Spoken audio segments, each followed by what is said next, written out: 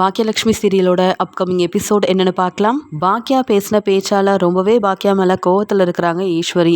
இன்னொரு பக்கம் பாக்கியா கோபிக்கிட்ட, நீங்கள் இந்த வீட்டில் இருக்கிறது ரொம்ப பெரிய தப்பு, சீக்கிரமாக இந்த வீட்டை விட்டு வெளியில் போனாதான் உங்கள் அம்மா மறுபடியும் இந்த கல்யாண பேச்சை பற்றி பேச மாட்டாங்க கோபி, நான் சொல்ல வர்றது புரியும்னு நினைக்கிறேன் அப்படின்னு பாக்கியா தன்னுடைய முடிவை சொல்ல, உடனே கோபியும், பாக்கியா நீ சொல்கிறது சரிதான், எனக்கு நல்லாவே புரியுது, ஒரு 2 மாதம் நான் இந்த வீட்டில் தங்கிக்கிறேன், அது மட்டும் இல்லாமல் எப்படி நான் இப்போ வரைக்கும் உனக்கு வாடகை கொடுத்தனோ அதே மாதிரி இந்த வீட்டில் தங்குறதுக்கு நான் வாடகையெல்லாம் கொடுத்துட்றேன், இன்னும் கொஞ்சம் செய்ய வேண்டிய வேலைலாம் இருக்குது, அதெல்லாம் செஞ்சு முடிச்சுட்டு நீ எதிர்பார்த்த மாதிரியே சீக்கிரமாக இந்த வீட்டை விட்டு நான் வெளியில் போயிடுறேன் அப்படின்னு சொல்லிட்டு, என்னை மன்னிச்சிரு பாக்கியா, என்னால் தான் அம்மா இப்படி ஒரு முடிவெடுத்து அங்கே ரெஸ்டாரண்ட்டில் எல்லார் முன்னாடியும் கல்யாண விஷயத்தை பற்றி பேசிட்டாங்க, இனி இப்படி நடக்காமல் நான் பார்த்துக்கிறேன்னு சொல்லிட்டு பாக்கியா கிட்ட மன்னிப்பு கேட்டுட்டு கோபி அங்கேருந்து போயிடுறாரு.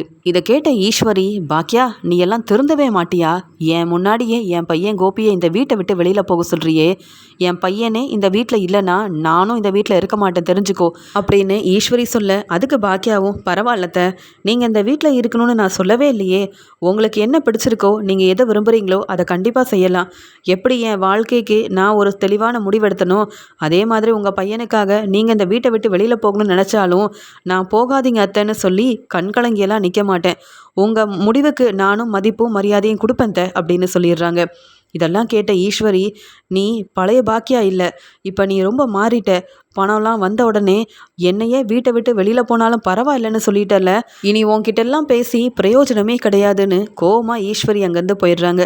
உடனே செல்வியும், என்னக்கா இப்படி பேசிட்ட, உன் அத்தை வீட்டை விட்டு போகிறேன்னு சொன்னால் நீ அழுவ, அப்படிலாம் போகாதீங்க அத்தைன்னு சொல்லுவேன்னு நினச்சா போங்கன்னு சொல்லிட்டியே அப்படின்னு கேட்க, எத்தனை நாள் தான் என் அத்தைக்கும் இந்த கோபிக்கும் பயந்துக்கிட்டு அமைதியாக இருக்கிறது, நான் இந்த வீட்டில் சந்தோஷமாக இருக்கணும்னா கோபி இருக்கக்கூடாது, கோபி இருக்கிற இடத்துல தான் நான் இருப்பேன்னு எங்கள் அத்தை சொன்னால் அவங்களுக்கும் இந்த வீட்டில் இடம் இல்லைன்னு தானே நானும் முடிவெடுக்க முடியும், போனால் போகட்டும், என் சந்தோஷம்தான் எனக்கு முக்கியம் அப்படின்னு சொல்கிறாங்க பாக்கியலட்சுமி.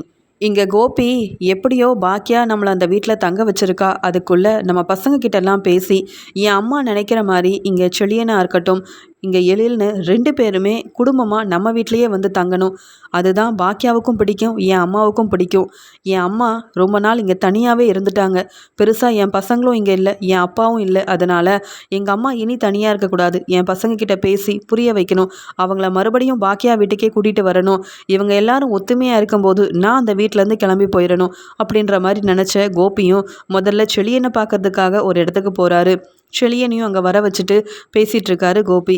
என்ன செழியா எப்படி இருக்க, அங்கே ஜெனி பசங்க எல்லாரும் நல்லா இருக்காங்களான்னு கேட்க, ஆமாப்பா எல்லாரும் நல்லா இருக்காங்க, என்ன இங்கே பிஸ்னஸை பார்த்துக்கிறதுனால அங்கே வீட்டுக்கே வர முடியலப்பா அப்படின்னு சொல்ல, பரவாயில்ல அதெல்லாம் இருக்கட்டும், நீயும் ஜெனியும் உங்கள் பசங்களும் தனியாக இருக்கிறீங்க, ஆனால் பாட்டியை பற்றியும் உன் அம்மாவை பற்றியும் கொஞ்சமாவது யோசிச்சியா, அவங்களும் தனியாக இருக்கிறாங்களே, நீங்கள் வந்தால் தானே அவங்க எல்லாரும் சந்தோஷமாக இருப்பாங்க, நானும் எத்தனை நாள் தான் பாக்கியாவோட வீட்டில் இருக்க முடியும், பாக்கியாவோட வீட்டிலேருந்து வெளியில் போகலான்னு நான் முடிவெடுத்துட்டேன், நானும் வெளியில் போயிட்டேன்னா உங்கள் பாட்டி ரொம்ப தனியாக இருப்பாங்க, ஆனால் ஜெனி அமிர்தா பாக்கியான்னு எல்லாரும் கூட இருந்தாங்கன்னா உன் பாட்டி ரொம்ப சந்தோஷமாக இருப்பாங்க, பாக்கியாவும் கொஞ்சம் நிம்மதியாக இருப்பா, நீங்கள் எல்லாரும் இப்போ குடும்பம் ஆயிட்டீங்க, உங்களுடைய வாழ்க்கையில் நான் தலையிடுறது தப்பு தான், இருந்தாலும் குடும்பம் ஒத்துமையாக இருக்கணும் தான் நான் பேச வந்திருக்கேன், உன் மாமனார் வீட்டில் உன்னால் இன்னும் எத்தனை நாள் தான் இருக்க முடியும், அங்கே இருந்த வரைக்கும் போதும், அவரோட பிஸ்னஸை பார்த்துக்கோ, ஆனால் நீ உங்கள் அம்மா கூட தான் இருக்கணும், பாக்கியாவோட வீட்டில் வந்து ஜெனியை கூட்டிகிட்டு வந்து நீ தங்கினா தான் நல்லது அப்படின்னு இங்கே கோபி புரிய வைக்கிறாரு. உடனே இதை கேட்ட செழியனும், நீங்கள் சொல்கிறதெல்லாம் சரிதான்ப்பா, ஆனாலும் என் மாமனார்கிட்ட கேட்காம நானாக ஒரு முடிவை எப்படி எடுக்கிறது, அவருக்கு முடியலன்னு தானப்பா நானே அங்கே போயிருக்கேன், ஜெனிகிட்ட இதை பற்றி பேசுகிறேன், கண்டிப்பாக ஜெனி புரிஞ்சுப்பாப்பா, சீக்கிரமாகவே அம்மா வீட்டுக்கு நான் ஜெனியை கூட்டிகிட்டு வரேன், நீங்கள் கவலைப்படாமல் இருங்க, பாட்டியாக இருக்கட்டும் அம்மாவாக இருக்கட்டும் நாங்கள் அங்கே வந்தால் தான் சந்தோஷம்னு நினைக்கிறாங்கன்னா நான் இன்னும் எத்தனை நாள் இப்படி பிரிஞ்சு இருக்க முடியும், கண்டிப்பாக நீங்கள் நினச்ச மாதிரியே நாங்கள் அங்கே வந்துடுறோம், ஆனால் வீட்டை விட்டு நீங்கள் ஒன்றும் போக வேண்டாம், எங்கள் கூட சந்தோஷமாக அங்கேயே இருங்கப்பா அப்படின்னு சொல்ல, அதெல்லாம் நான் பார்த்துக்கிறேன், பாக்கியாவுக்கு எவ்வளவோ பிரச்சனை செஞ்சுருக்கேன், ஆனால் நான் செய்ய வேண்டியதை பாக்கியாவுக்கு இனி நல்லதை மட்டும்தான் செய்யணும், அதுக்காக தான் உன்கிட்ட பேசியிருக்கேன், இன்னும் எழிலையும் பார்த்து இதெல்லாம் சொல்லி புரிய வச்சா எழிலும் நம்ம வீட்டுக்கு வந்துட்டானா எனக்கு அதுவே போதும் அப்படின்னு சொல்லிட்டு மறுபடியும் கோபி எழிலை பார்க்கறதுக்காக போகிறாரு. கோபி வரதை பார்த்து அமிர்தா ரொம்ப சந்தோஷமா, நீங்கள் உள்ளே வாங்க அப்படின்னு சொல்லி கூப்பிட்டு உபசரிக்கிறாங்க.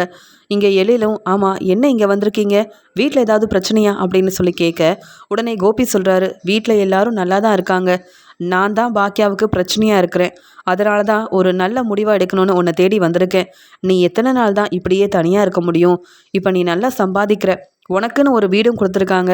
அந்த புது வீட்டுக்கு போகிறத விட்டுட்டு பாக்கியா வீட்டிலேயே வந்தேன்னா உன் பாட்டியும் பாக்கியாவும் சந்தோஷப்படுவாங்கல்ல. நீ உன் முடிவை மாற்றிக்க கூடாதா? அது மட்டும் இல்லாமல் உன் பாட்டி ரொம்ப தனியாக இருக்கிற மாதிரி நினைக்கிறாங்க. இங்கே ஜெனியும் அமிர்தாவும் கூடவே இருந்தா உன் பாட்டி சந்தோஷமாக இருப்பாங்க. உன் தாத்தா பிரிஞ்சதுக்கு அப்புறமா உன் பாட்டி இப்போ நான் கூட இருக்கணும்னு நினைக்கிறாங்க. அது மட்டும் இல்லாமல் உன் பாட்டிக்கு துணையாக நீங்கள் எல்லாரும் ஒத்துமையாக ஒரே வீட்டில் இருக்கணும்னு ஆசைப்பட்றேன்.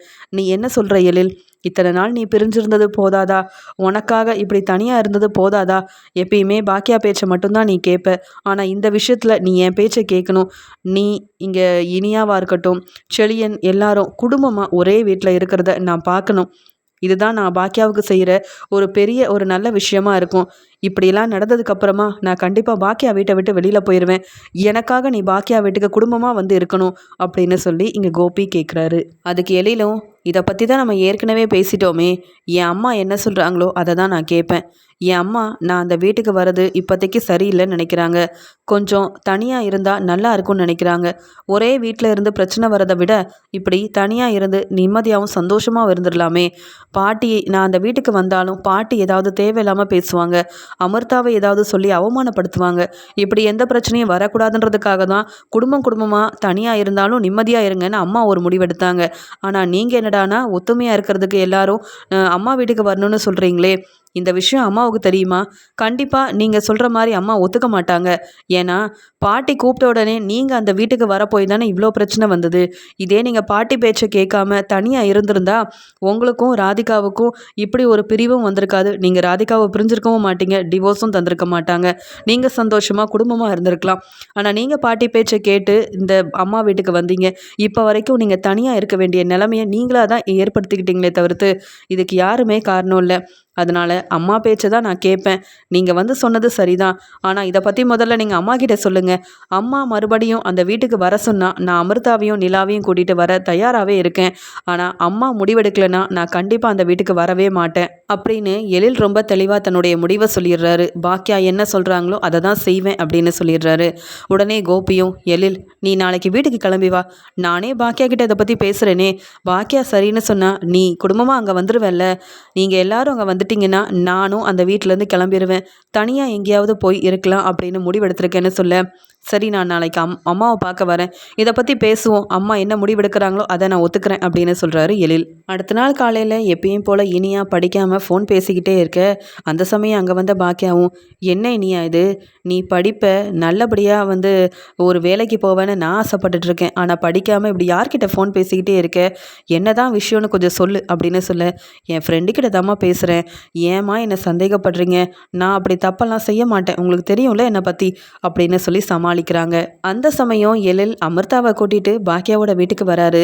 உடனே இங்கே எழிலை பார்த்த உடனே இங்கே இனியாவும், அண்ணே வானே, என்ன திடீர்னு வந்திருக்க? நீ வந்தது எனக்கு ரொம்ப சந்தோஷமாக இருக்குண்ணே, உட்காருண்ணே அப்படின்னு சொல்ல, இங்கே பாக்கியாவும், ஆமாம் எழில் என்ன காலையிலேயே வந்திருக்க? ஏதோ பெரிய வேலை இருக்குது போகணும்னு நேற்று ஃபோனில் சொல்லிட்டு இருந்தியே அப்படின்னு சொல்ல, ஆமா நீ முதல்ல எனக்கு காஃபி எடுத்துகிட்டு வாமா, அது மட்டும் இல்லை முக்கியமான விஷயத்தை பேசுகிறதுக்காக வந்திருக்கேன் அப்படின்னு சொல்லும்போது இங்கே செல்வி எல்லாருக்கும் காஃபியெல்லாம் கொண்டு வந்து கொடுக்குறாங்க. அங்கே வந்த கோபியும், பாக்கியா நான் தான் எழில வர வச்சேன், நீ எதுவும் தப்பாக நினைக்காத, உன்கிட்ட ஒரு விஷயம் சொல்லணும் அப்படின்னு சொல்லும்போது இங்கே பாக்கியா சொல்கிறாங்க, ஏதாவது முக்கியமான விஷயம்னு பேசினாலே வீட்டில் பிரச்சனை தான் வருது, என்கிட்ட பேச என்ன இருக்குது அப்படின்னு கேட்குறாங்க. உடனே எழிலும், நேற்று அப்பா என்னை பார்க்க வந்தாங்கம்மா, இங்கே என்ன மட்டும் இல்லை செழியன்கிட்டையும் போய் பேசியிருக்காங்க. நானும் செழியனும் குடும்பமாக இந்த வீட்டுக்கே வந்துடணும், உங்கள் கூட சந்தோஷமாக ஒத்துமையாக இருக்கணும்னு அப்பா ஆசைப்படுறாங்க. ஆனால் நீ என்ன சொல்கிறியோ அதை தானம்மா நான் செய்ய முடியும். அது மட்டும் இல்லாமல் தனியாக இருந்து முன்னேறணும், நல்லா சம்பாதிக்கணும், குடும்பத்தை நல்லா பார்த்துக்கணுன்னு நீ சொல்ல போய் தான் இப்போ வரைக்கும் நான் வீட்டுக்கு வராமல் இருக்கேன். எனக்கும் இங்கே வரணும்னு ஆசை தான். ஆனால் பாட்டியால் மறுபடியும் இங்கே அமிர்தாவாக இருக்கட்டும் நானுன்னு யாரும் அவமானப்பட்டு நிற்கக்கூடாதுன்றதுக்காக தான் அம்மா சொன்ன மாதிரியே தனியாக வேறு வீட்டுக்கு போயிடலாம் அப்படின்னு நாங்கள் முடிவெடுத்தோம். ஆனால் அப்பா வந்து பேசும்போது தான் தெரிய வருது, பாட்டி ரொம்ப தனிமையாக இருக்கிறாங்க, அவங்களுக்கு துணையாக ஜெனி, அமிர்தா, அம்மானு எல்லாரும் கூட இருந்தால் நல்லாயிருக்கும் அப்படின்னு அப்பா ஆசைப்படுறாங்க. குடும்பம் ஒத்துமையாக இருக்கணும்னு பாட்டி நினைக்கிற மாதிரியே அப்பாவும் நினைக்கிறாங்கம்மா. அதாம்மா இதை பற்றி உங்ககிட்ட பேசலாமேன்னு வந்தேன், என்னை அப்பா தாம்மா வர சொன்னாங்க அப்படின்னு சொல்கிறாரு இங்கே எழில். இதை கேட்ட உடனே ஈஸ்வரிக்கு ரொம்ப சந்தோஷமாக இருக்குது. பாத்தியா பாக்கியா, கோபியோட அருமை பெருமை உனக்கு தான் தெரியல. குடும்பத்தை ஒன்று சேர்க்கறதுக்கு தன்னுடைய பசங்க கிட்டலாம் போய் கோபி எவ்வளோ பொறுப்பாக பேசிட்டு வந்திருக்கான்னு.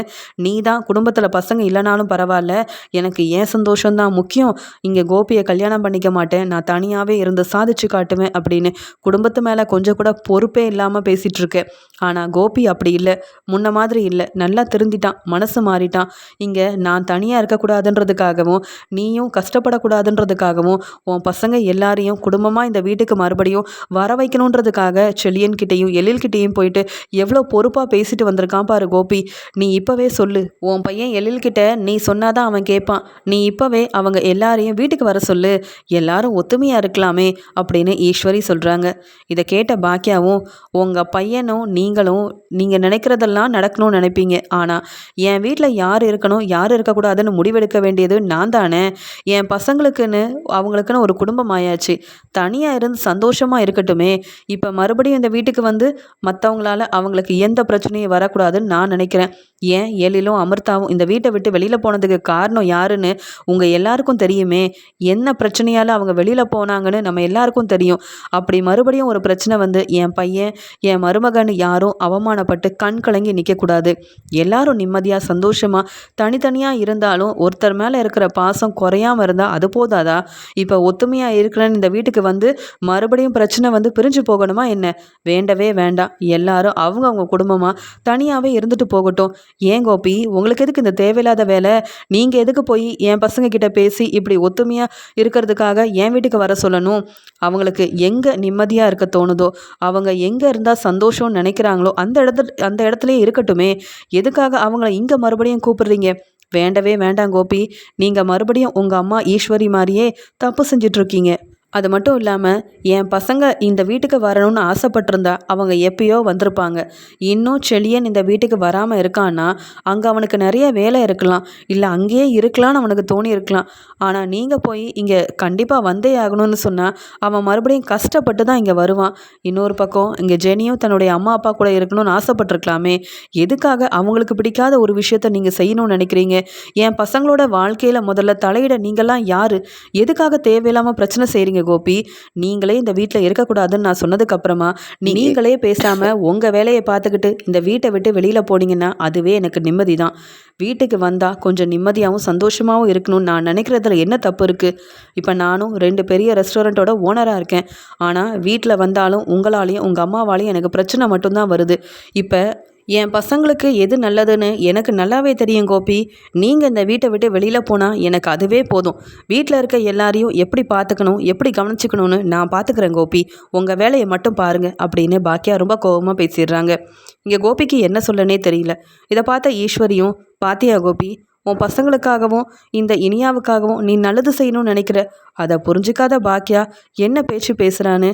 நீ இந்த வீட்டில் இருக்கக்கூடாதுன்னு நினைக்கிறா. சொல்லப்போனால் நானே இந்த வீட்டில் இருக்கிறது இந்த பாக்கியாவுக்கு கொஞ்சம் கூட பிடிக்கவே இல்லை. அப்படி தானே பாக்கியா? நானும் கோபியும் இந்த வீட்டை விட்டு வெளியில் போனால் உனக்கு நிம்மதி தானே அப்படின்னு கேட்க, ஆமாத்த, நான் ரொம்ப நிம்மதியாக இருப்பேன். நீங்கள் எப்படி கோபி வாழ்க்கையில் தலையிட்டு கோபி வாழ்க்கையை ஒன்றும் இல்லாமல் செஞ்சு இப்படி தனியாக நிற்க வச்சுருக்கீங்களோ, அதே மாதிரி என் பசங்களோட வாழ்க்கையில் தலையிட்டு இந்த மாதிரி பிரச்சனை செய்கிற ஆள் நான் கிடையாது. நீங்கள் ஒரு நல்ல அம்மாவாக இருந்தால் கோபி ராதிகாவோட வாழ்க்கையில் தலையிட்டிருக்கவும் மாட்டீங்க, கோபி ராதிகாவை பிரித்து உங்கள் பையனை இப்படி தனியாக நிற்க வச்சுருக்கவும் மாட்டீங்க. ஆனால் நான் அப்படியெல்லாம் செய்ய முடியாது அத்தை. என் கூட உங்கள் பையன் கோபி வாழ்ந்தப்பவும் கோபிக்கு சப்போர்ட் பண்ணி பேசி என்னை அவமானப்படுத்துனீங்க. அப்பையும் நீங்கள் சரியான முடிவெடுக்கலை, இப்பையும் நீங்கள் சரியான முடிவெடுக்கலை. அதனால் நீங்கள் கோபி கூட சேர்ந்து இந்த வீட்டை விட்டு வெளியில் போகணும்னு முடிவெடுத்தாலும் எனக்கு அதில் எந்த விதமான பிரச்சனையும் கிடையாது. நீங்களும் கோபியும் வீட்டை விட்டு வெளியில் போகலாம் அத்தை. உங்கள் விருப்பப்படி நீங்கள் எங்கே வேணாலும் இருக்கலாம். அப்பப்போ வேணும்னா பாருங்கள். இல்லையா உங்கள் பையன் கோபி கூடயே நீங்கள் நிம்மதியாக இருங்க. நானும் உங்களை பிரச்சனை பண்ண மாட்டேன், நீங்களும் எனக்கு எந்த பிரச்சனையும் பண்ண வேண்டாம். ஆனால் என் பசங்களோட வாழ்க்கையில் தலையிட்டு அவங்கள மறுபடியும் இந்த வீட்டுக்கு கொண்டு வரணும், அவங்க வந்ததுக்கப்புறமா ஏதாவது பிரச்சனை செய்யணும்னு நினச்சா அதுக்கும் நான் இடம் கொடுக்கவே மாட்டேன். எழில், நீ முதல்ல கிளம்பு. உனக்கு என்ன பிடிச்சிருக்கோ அதை நீ செய். இந்த வீட்டுக்கு அமிர்தாவை கூட்டிகிட்டு வரணும்னு என்னைக்கு உனக்கா தோணுதோ நீ கண்டிப்பாக குடும்பமாக இங்கே இங்கே வந்து இருக்கலாம். ஆனால் மற்றவங்க பேச்சை கேட்டு இந்த முடிவை நீ எடுக்கவே கூடாது. எல்லாரும் அவங்க வேலையை மட்டும் பாருங்க, அதுதான் ரொம்ப நல்லது அப்படின்னு சொல்லிட்டு, கோபி சீக்கிரமாகவே நீங்கள் இந்த வீட்டை விட்டு வெளியில் போங்க. அது மட்டும் இல்லாமல் முடிஞ்சா உங்கள் அம்மாவையும் கூட்டிகிட்டே போங்க. இந்த வீட்டில் இருக்கிற வரைக்கும் உங்கள் அம்மா இப்படி தான் எனக்கு பிரச்சனை செய்வாங்க. என் மனசையும் புரிஞ்சிக்க மாட்டாங்க. நான் சொல்ல வரதையும் அவங்க புரிஞ்சிக்க மாட்டாங்க. செல்வி, சீக்கிரம் வா, ரெஸ்டாரண்ட்டில் நிறைய வேலை இருக்குது. இவங்க கிட்டலாம் எத்தனை முறை பேசினாலும் கொஞ்சம் கூட புரிஞ்சிக்காத இவங்க கிட்ட பேசி ஒரு பிரயோஜனமும் இல்லை செல்வி அப்படின்னு பாக்கியா தன்னுடைய முடிவை சொன்னது மட்டும் இல்லாமல் அங்கே ரெஸ்டாரண்ட்டில் வேலை இருக்குன்னு கிளம்பி போயிடுறாங்க.